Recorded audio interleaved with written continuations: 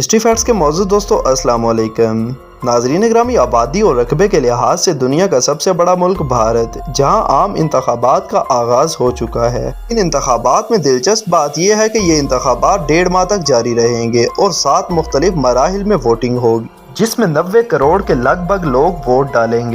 آج کی ویڈیو میں آپ کو بتائیں گے بھارت میں ہونے والے انتخابات کے متعلق مکمل طریقہ کار کے بارے میں۔ اس کے ساتھ ساتھ آپ کو بتائیں گے بھارت میں کروڑ پتی انتخابی امیدوار عوام کو شراب، پیسے، سونا چاندی کے ذریعے کیسے خریدتے ہیں۔ موضوع کا آغاز کرنے سے پہلے آپ سے گزارش ہے کہ چینل کو سبسکرائب کر لیں، جبکہ ویڈیو کو آخر تک ضرور دیکھیں۔ ناظرین گرامی، بھارت میں الیکشن کے پہلے مرحلے کا آغاز ہو چکا ہے، جہاں کروڑ پتی امیدوار ووٹ کے لیے پیسے کے علاوہ سونا چاندی بھی استعمال کرتے نظر آ رہے ہیں۔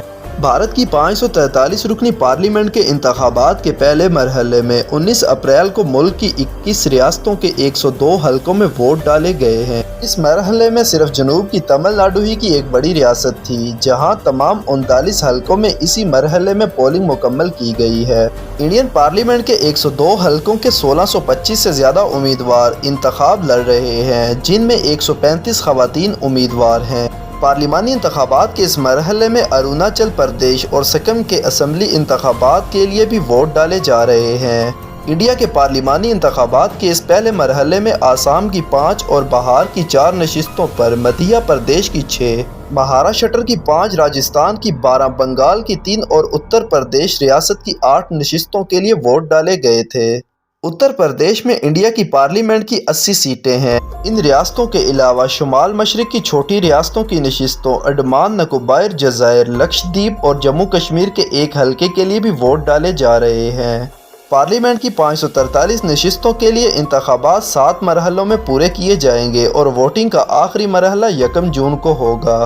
ووٹوں کی گنتی پورے ملک میں ایک ساتھ 4 جون کو ہوگی۔ یہ انتخابات اس بات کا فیصلہ کریں گے کہ ملک کا اگلا وزیر اعظم کون ہوگا۔ انڈیا کے کروڑ پتی انتخابی امیدواروں کے بارے میں اگر بات کریں تو مدھیہ پردیش سے اپوزیشن کے ایک امیدوار نکول ناتھ 716 کروڑ روپے کے اثاثوں کے مالک ہیں۔ انڈیا کے انتخابات کے اس پہلے مرحلے میں جو امیدوار انتخاب لڑ رہے ہیں، ان میں سے تقریباً 450 امیدوار کروڑ پتی ہیں۔ انتخابی شفافیت کے لیے کام کرنے والی غیر سرکاری تنظیم ایسوسی ایشن فار ڈیموکریٹک فارمرز (ADR) کے ایک تجزیے کے مطابق اس انتخابی مرحلے میں شامل 28% امیدوار کروڑ پتی، جن میں سے کم از کم 10 امیدوار ایسے ہیں جن کی ذاتی دولت کی مالیت 100 کروڑ روپے یا اس سے زیادہ ہے۔ دوسری جانب اسی تجزیے کے مطابق حکمران جماعت BJP کے 90% امیدوار کروڑ پتی ہیں۔ حکمران جماعت BJP کے 77 امیدوار پہلے مرحلے میں انتخاب لڑ رہے ہیں، جن میں سے 69 ایسے ہیں جو کروڑ پتی ہیں۔ کروڑ پتی امیدواروں کے معاملے میں اپوزیشن کی سب سے بڑی جماعت کانگریس بھی پیچھے نہیں ہے۔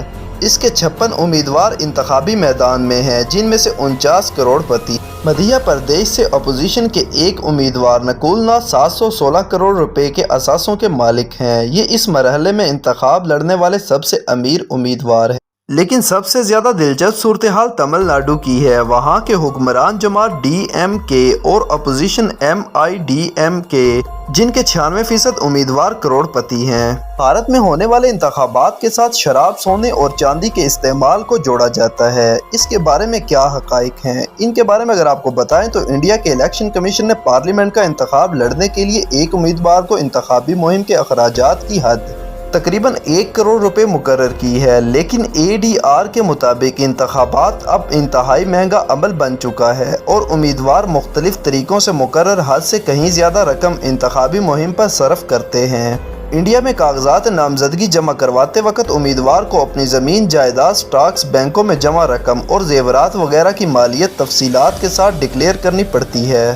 اس کے ساتھ ہی انہیں مجرمانہ کیسز کی بھی تفصیل دینی ہوتی ہے۔ اس کا مقصد یہ ہے کہ ووٹرز ووٹ دینے سے پہلے اپنے امیدوار کے بارے میں اچھی طرح جان سکیں۔ انڈیا کے الیکشن کمیشن نے گزشتہ دنوں نامہ نگاروں کو بتایا کہ کمیشن نے انتخابات سے قبل 1 مارچ اور 13 اپریل کے درمیان 4650 کروڑ روپے کی مالیت کی نقدی، منشیات، شراب، سونا چاندی اور ووٹروں کو راغب کرنے والی دوسرے لوازمات کو ضبط کیا ہے، جس کا مقصد انتخابات کو صاف شفاف بنانا ہے۔ یہ 2019 کے انتخابات کے مقابلے میں 34% زیادہ ہے۔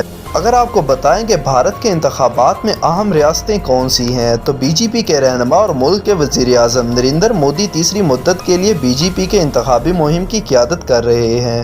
انہوں نے اپوزیشن کے خلاف ایک جارحانہ مہم کے دوران ووٹروں کو راغب کرنے کے لیے ہندوتوا، قوم پرستی اور اقتصادی ترقی کو اپنی انتخابی مہم کا محور بنا رکھا ہے۔ وہیں دوسری جانب کانگریس نے دوسری اپوزیشن اور علاقائی جماعتوں کے ساتھ ایک متحدہ محاذ بنایا ہے اور وہ مہنگائی، بے روزگاری اور کرپشن کے ایشوز پر الیکشن لڑ رہے ہیں۔ انڈیا میں ووٹنگ کا پورا عمل الیکٹرانک مشین کے ذریعے انجام پاتا ہے۔ ووٹنگ کے بعد تمام مشینیں مجسٹریٹ اور انتخابی افسروں کی نگرانی میں ایک سرکاری عمارت میں رکھ دی جاتی ہیں جسے پوری طرح سیل کر دیا جاتا ہے۔ یہ مشینیں ووٹوں کی گنتی کے دن کاؤنٹنگ سینٹر پر لے جائی جائیں گی۔ ان مشینوں میں چھیڑ چھاڑ کے امکانات پر سوال پر سپریم کورٹ میں ایک درخواست دائر کی گئی تھی جس سے مسترد کر دیا گیا تھا۔ حکمران بی جے پی کے اتحاد کو پچھلے انتخابات میں بیشتر سیٹیں اتر پردیش، بہار، گجرات اور راجستھان، مدھیہ پردیش، چھتیس گڑھ اور مہاراشٹر، کرناٹک اور ہریانہ سے ملی تھی، جبکہ صرف اتر پردیش اور بہار کی 2 ریاستوں سے بی جے پی کے اتحاد کو 100 سے زیادہ سیٹیں ملی تھیں۔ لیکن اس دفعہ بی جے پی پنجاب کے مختلف علاقوں میں بہت کمزور ہے، جس کی بڑی وجہ سکھ ہیں۔ انڈیا کے الیکشن میں ہار یا جیت کا فیصلہ بنیادی طور پر انہی ریاستوں سے ہوگا، جیسا کہ پاکستان میں آپ ان کو پنجاب کا کہہ سکتے ہیں کہ پاکستان کے عام انتخابات کے دوران ہر حکومت کی نظر پنجاب پر ہوتی ہے۔ ناظرین گرامی، یہ تھی ہماری آج کی ویڈیو۔ اگر آپ کو ویڈیو اچھی لگی ہو تو اس کو لائک اور شیئر، جبکہ چینل کو سبسکرائب کر دیں۔ آپ سے جلد ملاقات ہوگی کسی نئی معلوماتی اور تاریخی ویڈیو کے ساتھ۔ اللہ حافظ۔